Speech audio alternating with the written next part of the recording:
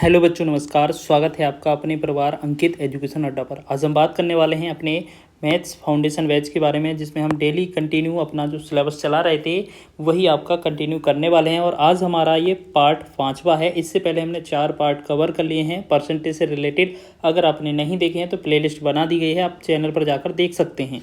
तो यहाँ पर हम बहुत ही शानदार प्रश्न करने वाले हैं जो कि परसेंटेज से रिलेटेड हैं।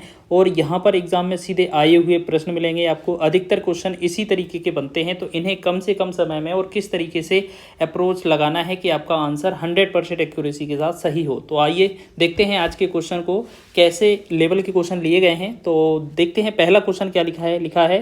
क्वेश्चन पहला है कि एक आदमी अपनी आय का 30% बचत करता है। यदि उसकी आय में 20% की कमी हो जाए तो खर्च में कितने प्रतिशत की कमी करे कि उसका बचत पहले जैसा हो। ठीक है, अब उसके बचत के बारे में पूछा गया है। तो सबसे पहले हम क्या करेंगे, एक जैसे आपका पूछते हैं आय कितना है। ठीक है, सबसे पहले बताते हैं आय कितना है, उसके बाद आपका खर्चा कितना होता है, तो खर्च कितना है, और आपका बचत कितना है, तब जाके आगे आप सॉल्व कर सकेंगे। मान लेते हैं शुरुआत में हमें क्या करके चलना है कि हमारे पास 100 जो है इसकी आय मान लेते हैं। ठीक है, मूल जो आय है व्यक्ति की वो कितनी है, 100 रुपये है। ठीक, उसमें से वह 30% बचत करता है, यानी कि 100 में से 30 बचाता है, क्योंकि 100 का 30% तो 30 ही आएगा। अब 100 में से 30 बचाता है तो खर्च कितना करता होगा। ठीक है, तो इसका खर्च कितना करता होगा, इसको ऐसे रखेंगे, खर्च करता होगा 70। ठीक है ना, क्योंकि आय अगर 100 है उसमें से बचत अगर आपका 30 है तो खर्च आपने 70 किया होगा।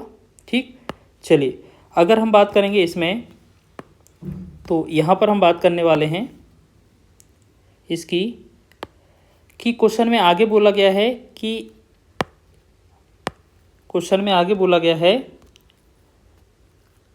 कि उसका आय में 20% की कमी हो जाए। यानी कि पहले आपका 100% आय थी, इसमें अगर 20% आय कमी करेंगे तो ये कितना रहेगा, आय 80।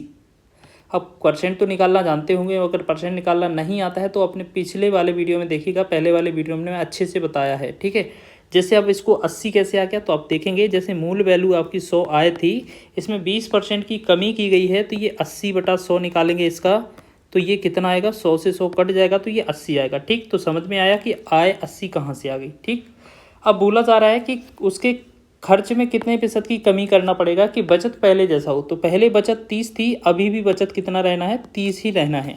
ठीक है, तो अगर पहले बचत 30 थी तो अब बचत कितना करना है, 30 ही रहना है।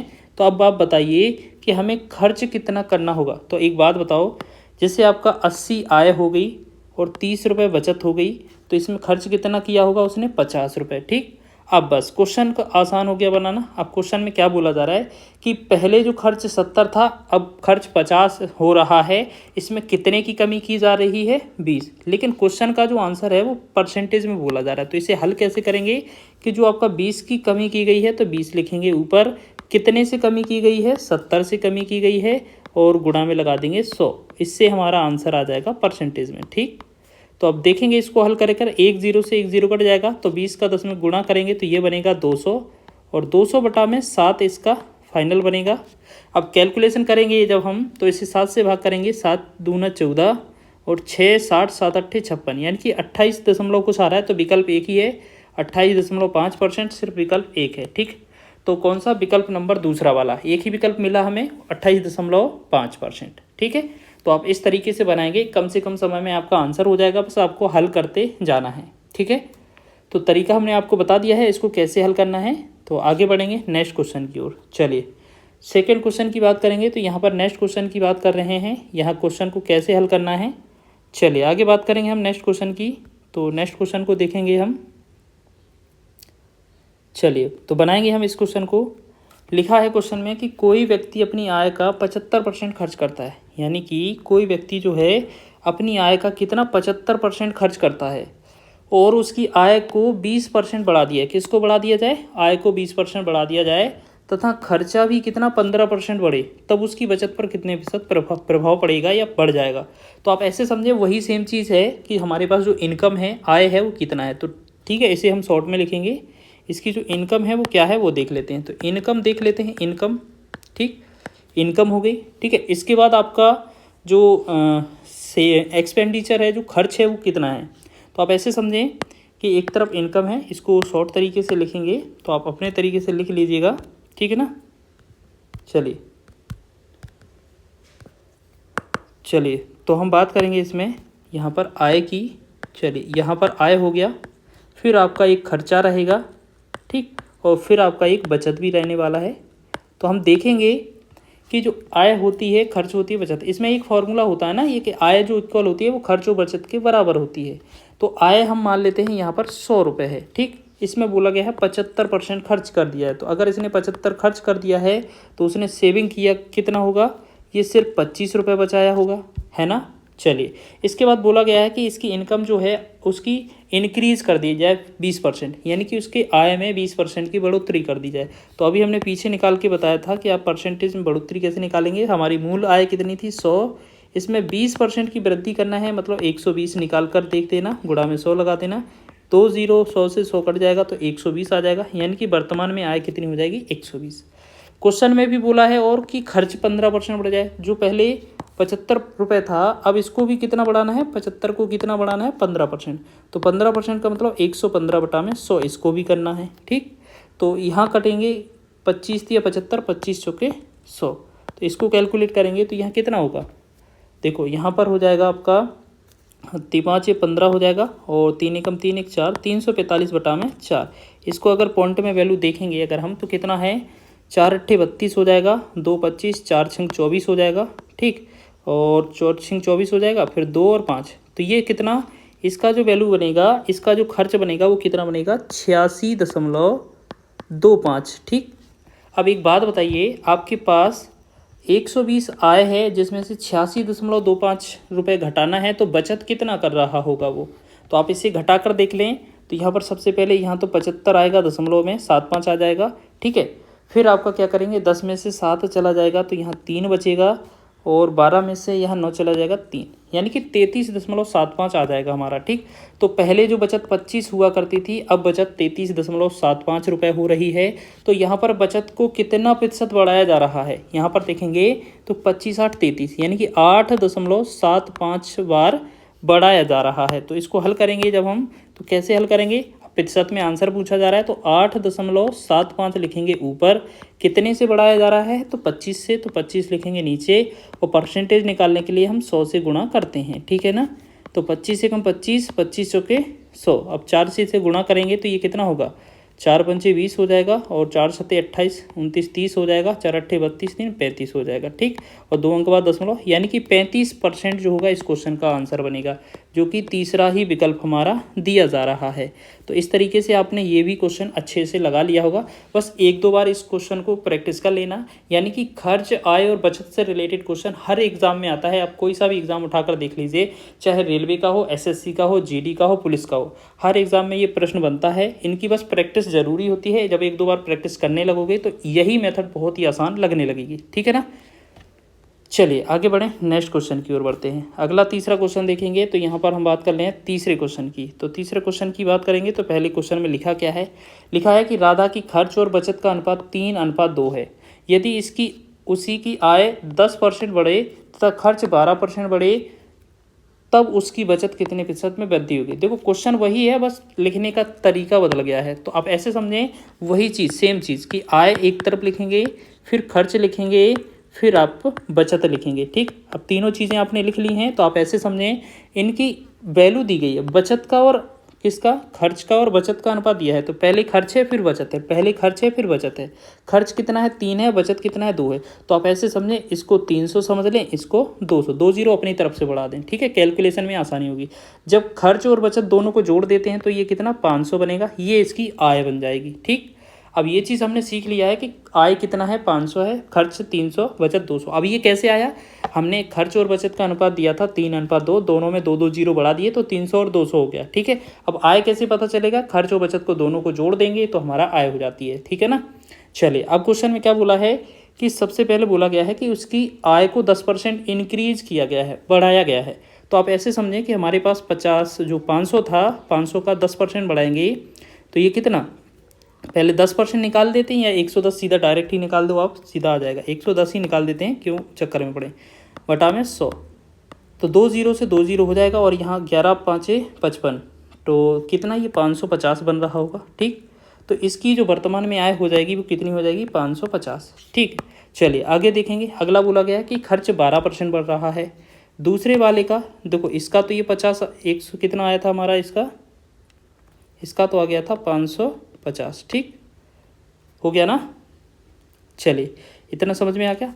अब एक काम करेंगे कि दूसरे 300 का जो खर्च है 300, पहले इसका कितना प्रतिशत बढ़ाना है कि 12% बढ़ जाए। खर्च को 12% बढ़ाना है तो एक काम करते हैं, 12% ही निकाल लेते हैं, फिर जोड़ देंगे कि वो 112 का गुणा करें तो 0 0 फिर कट जाएगा।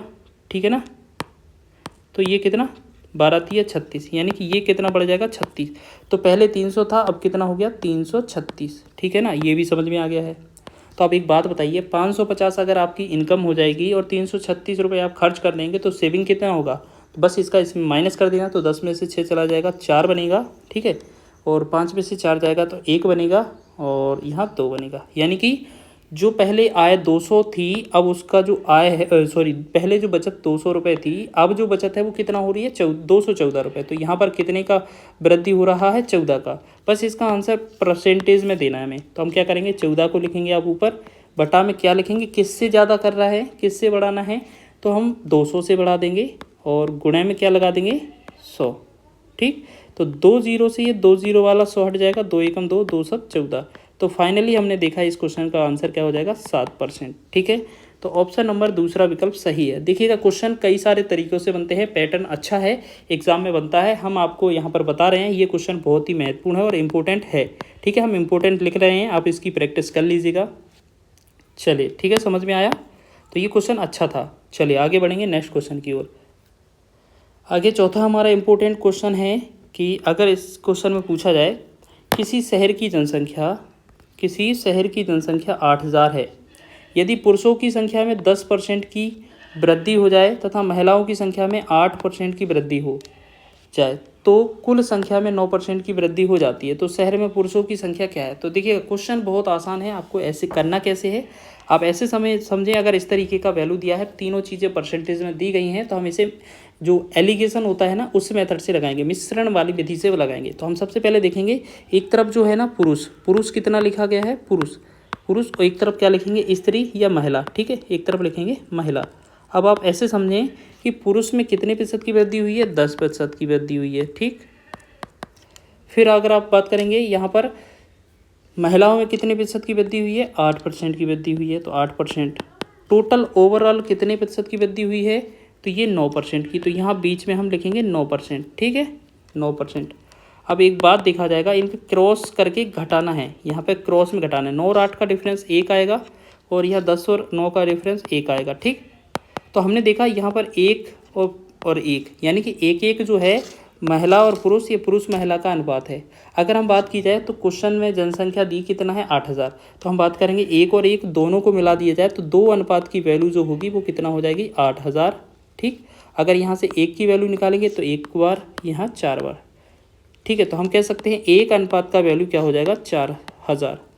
अब आपसे क्वेश्चन क्या पूछा है, पुरुषों की संख्या, तो आपको पता है पुरुषों का अनुपात 1 अनुपात है, तो 1 तो यही वाला वैल्यू है, यही आंसर हो जाएगा। तो 1 का वैल्यू कितना आ जाएगा, 4000। ठीक है, तो इसका राइट आंसर ये हो जाएगा दूसरा वाला विकल्प। अगर महिलाएं पूछा जाता तब भी आपको बता सकते थे, तो महिला वाले अनुपात से गुणा कर देना, यानी कि 1 से ही गुणा करते तब भी हमारा 4000 ही आना था।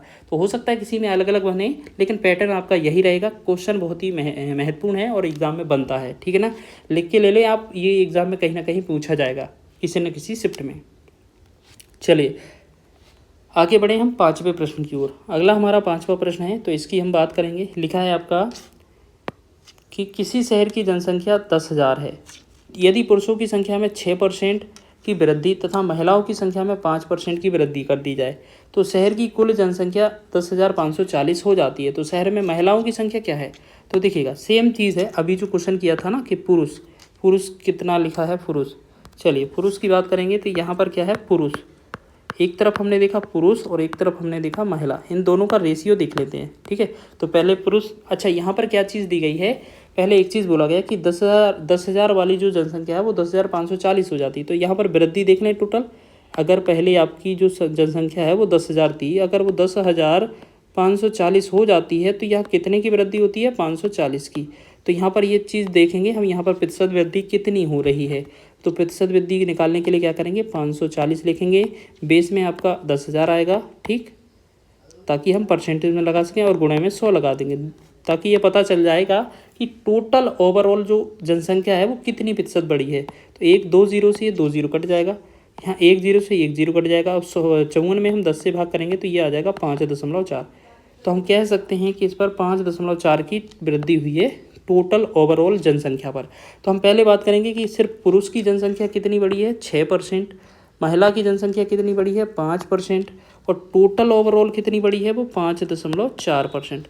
अगर हम तिरछा घटाकर देखेंगे तो यहाँ कितना आ रहा होगा, 0.4, और यहाँ घटाएंगे तो यहाँ कितना आ रहा होगा, तो ये कितना हो जाएगा, 0.6।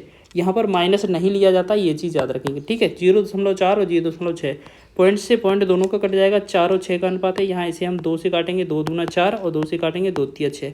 तो हमने देखा फाइनली जो पुरुष और महिला हैं वो 2:3 के अनुपात में हैं। तो हम देखेंगे 2 और 3 अगर टोटल कर दिया जाए तो 2 और 3 5, यानी कि पूरा टोटल जो जनसंख्या है 5 अनुपात है। तो यहाँ टोटल का अनुपात कितना दिया जा रहा है, 10,000, ठीक। 5 अनुपात का जो वैल्यू है वो कितना दिया जा रहा है, 10,000। तो 1 की वैल्यू निकालेंगे, 5 × 5, 5 दूना 10। तो यहाँ पर 1 अनुपात का जो वैल्यू है वो कितना आ जाएगा, 2,000, ठीक। अब क्वेश्चन में क्या पूछा गया है हमसे, महिलाओं की संख्या। तो महिलाओं का तो पीछे वाला अनुपात है, 3 अनुपात है, तो 1 अनुपात का वैल्यू 2,000 है, तो 3 अनुपात का वैल्यू क्या हो जाएगा। तो आपको पता है जो 2,000 आपका वैल्यू है उसमें 3 से गुणा कर दिया जाएगा। तो बस देख लीजिए, 2 तिया 6, यानी कि 6,000 जो होगा इस क्वेश्चन का फाइनल आंसर हो जाएगा, जो कि चौथा ही विकल्प आपका राइट होगा। तो इस तरीके से ये भी आपका आंसर हो जाएगा। बहुत ही अच्छा प्रश्न है, एग्जाम में बनता है। तो इसी प्रकार आगे बढ़ेंगे नेक्स्ट क्वेश्चन की ओर। आशा है आपको समझ में आ रहे होंगे। यही क्वेश्चन आपके एग्जाम में बनते हैं और बहुत ही बेहतरीन क्वेश्चन है आपके ये। चलिए आगे बात करेंगे हम अगले क्वेश्चन की ओर। चलिए नेक्स्ट क्वेश्चन है हमारा कि एक गांव की जनसंख्या, यहाँ पर एक गांव की जनसंख्या 17, यहाँ पर क्या है, 1,76,400 है। इसमें 5% वार्षिक दर से वृद्धि हो तो 2 वर्ष बाद गाँव की जनसंख्या ज्ञात कीजिए। बहुत ही शानदार सा प्रश्न है। आप ऐसे समझें कि हमारे पास इसे क्या करेंगे, 5% फ्रैक्शन, इसे फ्रैक्शन में चेंज करेंगे तो 5/100 करेंगे तो इसका जो वैल्यू आ रहा होगा कितना आएगा, 5 का 1/20 आ जाएगा। यानी कि 20 पर 1 की वृद्धि हो रही है, ये चीज़ आपको पता चल रहा है यहाँ से, ठीक है ना।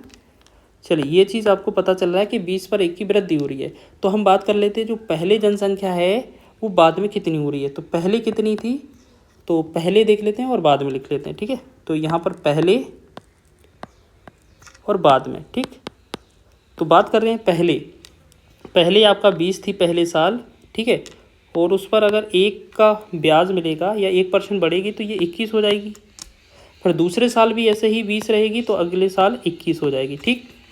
तो यहाँ पर हम बात कर रहे हैं तो ये 400 पहले वाली थी, बाद में 441 हो गई जनसंख्या। तो ये आपके अनुपात की वैल्यू आ गई।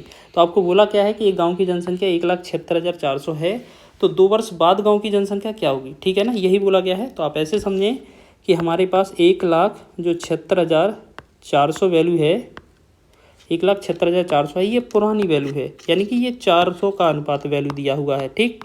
हमसे नया वैल्यू पूछा है, तो नया वैल्यू क्या है, 441 का वैल्यू पूछा गया है। तो एक काम करेंगे हम, 4 से 4 को डिवाइड करेंगे, 2 मतलब 2 डबल 0 है वो हटा देंगे, 4 एकम 4 करेंगे, 4 से 4 चौके 16, 4 चौके 16, 4 एकम 4। तो हमने देखा यहाँ 441 गुणे में 441, ठीक है।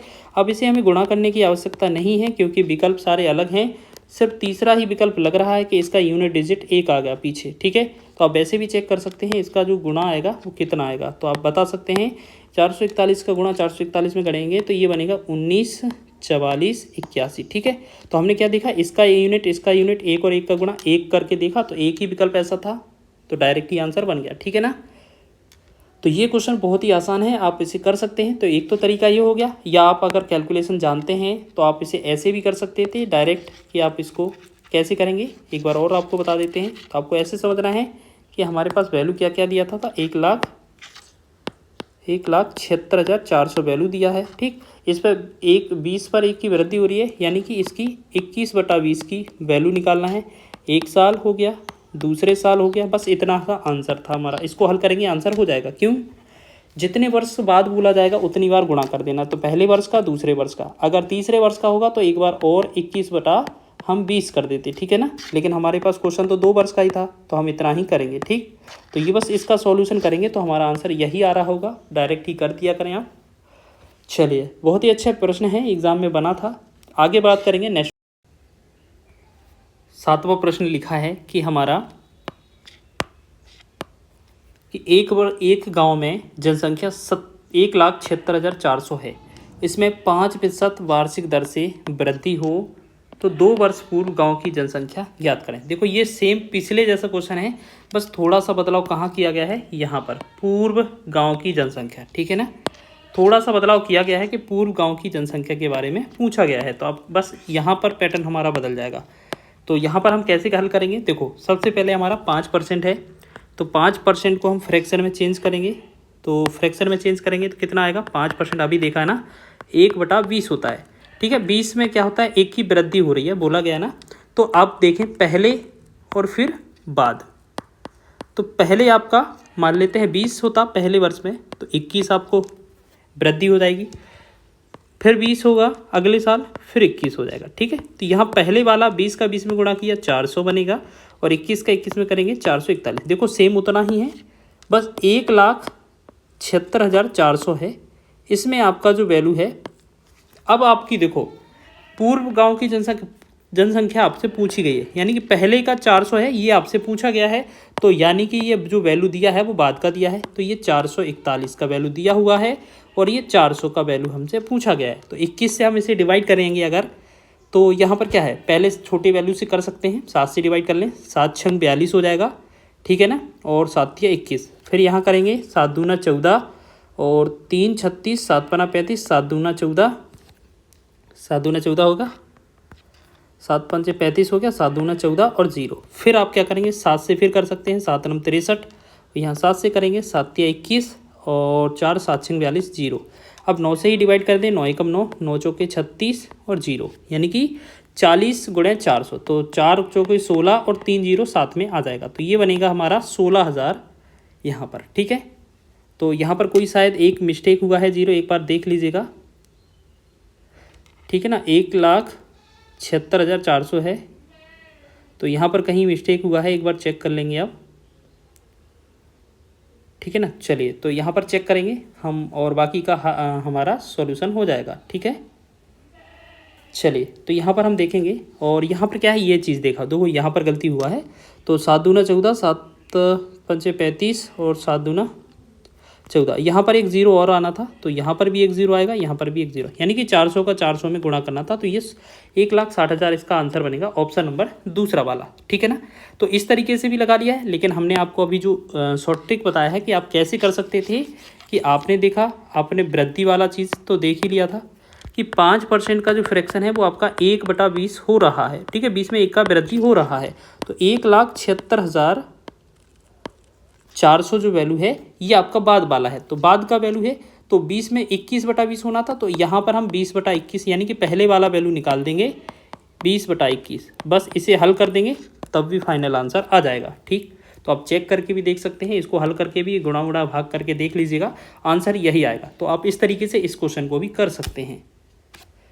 चलिए आगे बढ़ें नेक्स्ट क्वेश्चन की ओर। आगे हमारा है, ये अंतिम प्रश्न है इस वीडियो का, तो यहाँ पर हम बात करेंगे, यहाँ पर लिखा है पहला क्वेश्चन, एक गांव की जनसंख्या प्रतिवर्ष 5% बढ़ जाती है, यदि वर्तमान में उस गांव की जनसंख्या 4410 हो जाती है तो 2 वर्ष पूर्व गांव की जनसंख्या क्या है। अब ये क्वेश्चन हमने रिपीट लिया है, क्यों, क्योंकि ये जो आपका है यूपी टेट के 2021 के एग्ज़ाम में पूछा गया था, तो हमने सोचा क्यों ना इसका एक टीचर का एग्ज़ाम में हुआ था उसमें का पेपर भी ले लिया जाए, तो पेपर का क्वेश्चन है। तो देखिएगा आप किस तरीके से बनाएंगे, क्वेश्चन बहुत आसान है, हमने दोनों तरीके बताए हैं कि क्वेश्चन में आखिर पूछा क्या है। तो आपसे पूछा क्या था, ये 2 वर्ष पूर्व का पूछा है, ठीक है ना।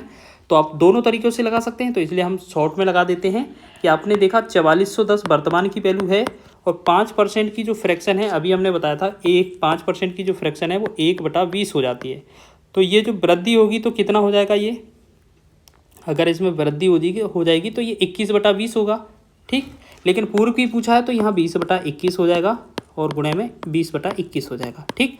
अब चाहें तो इसको और कैलकुलेशन कर सकते हैं, और मन में आप सॉल्व भी कर सकते हैं, क्योंकि ये 21 का वर्ग है 441, ठीक है ना। 21 का वर्ग 441, 1 0 साथ में उसका, फिर एक 21 से भाग करेंगे 10 आएगा, तो 20 गुणे 20 गुणे 10 कितना होगा, 2 दूने 4 और साथ ही साथ 3 0 आ जाएगा। ठीक, तो ये 4000 बनेगा इस क्वेश्चन का आंसर। बहुत ही छोटा सा प्रश्न था और आपके जो पैटर्न आपको समझाया गया है उससे ही रिलेटेड था। ठीक है, वीडियो अच्छा लगा है तो वीडियो को लाइक करें, शेयर करें, चैनल पर नए हैं तो चैनल को सब्सक्राइब कर लें। इसी तरीके से हम मैथ्स फाउंडेशन बैच है पूरा यूट्यूब पर फ्री पढ़ाने वाले हैं, और जो भी बच्चे ज़रूरतमंद हो, जिनको ज़रूरत है हमारे इस मैथ की, किसी को भी, तो आप शेयर कर सकते हैं और हर एक का सपोर्ट में ला सकते हो, हर एक का जो है मैथ इम्प्रूव करा सकते हैं। ये बिल्कुल फ्री है आपको सभी को।